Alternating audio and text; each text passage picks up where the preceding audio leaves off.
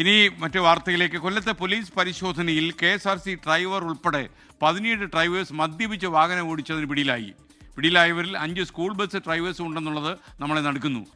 ആകെ പരിശോധന നടന്നത് 2.5 മണിക്കൂറാണ്. ഈ 2.5 മണിക്കൂർ നീണ്ട പരിശോധനയിലാണ് ഇത്രയധികം, അതായത് 17 ഡ്രൈവർമാരെ മദ്യപിച്ച് പിടികൂടാൻ പോലീസിന് കഴിഞ്ഞത്. കൊല്ലം സിറ്റി പരിധിയിൽ കൊല്ലം സിറ്റി പോലീസ് കമ്മീഷണർ കിരൺ നാരായണന്റെ നിർദ്ദേശാനുസരണം കൊല്ലം ACP ഷെരീഫ് അടങ്ങുന്ന സംഘമാണ് ഈ പരിശോധന നടത്തിയത്. ഇതിൽ ഒരു KSRTC ഡ്രൈവർ, അത് കരുനാഗപ്പള്ളിയിൽ നിന്ന് തിരുവനന്തപുരത്തേക്ക് പോകുകയായിരുന്ന KSRTC ബസ്സിലെ ഡ്രൈവർ, അതുപോലെ തന്നെ 10 സ്വകാര്യ ബസ് ഡ്രൈവർമാർ, 5 സ്കൂൾ ബസ് ഡ്രൈവർമാർ ഉൾപ്പെടെയുള്ളവരെയാണ് നിലവിൽ പിടികൂടിയിട്ടുള്ളത്. ഒരു ടെമ്പോ ട്രാവലർ ഡ്രൈവറെയും പിടികൂടിയിട്ടുണ്ട്. പക്ഷേ ഈ പരിശോധന തുടരുമ്പോൾ ഈ ഡ്രൈവർമാരുടെ വാട്സ്ആപ്പ് ഗ്രൂപ്പ് വഴി ഈ പരിശോധന വിവരങ്ങൾ സ്വകാര്യ ബസ് ജീവനക്കാർക്ക് ചോർന്നു നൽകിയതിനെ തുടർന്ന് പലയിടവും സ്വകാര്യ ബസ് സർവീസുകൾ നിർത്തിവെച്ചതായുള്ള ആക്ഷേപം കൂടി ഇപ്പോൾ ഉയരുന്നുണ്ട്.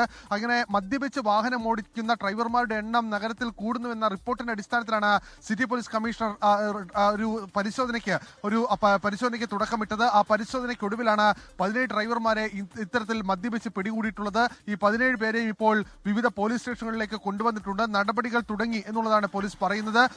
നിലവിൽ പോലീസ് കമ്മീഷണറുടെ ഓഫീസിൽ നിന്ന് ലഭിക്കുന്ന വിവരം അനുസരിച്ചാണെങ്കിൽ വരും ദിവസങ്ങളിലും ഓപ്പറേഷൻ റൈഡർ വീണ്ടും ആരംഭിക്കും. ഇതുമായി ബന്ധപ്പെട്ട പരിശോധന തുടരും എന്നുള്ളതാണ്. എന്തായാലും മദ്യപിച്ച് വാഹനം ഓടിക്കുന്ന ഡ്രൈവർമാരുടെ എണ്ണത്തിൽ കുറവില്ല എന്ന് തെളിയിക്കുന്നതാണ് 2.5 മണിക്കൂർ നീണ്ട കൊല്ലം സിറ്റി പോലീസിന്റെ ഈ പരിശോധന.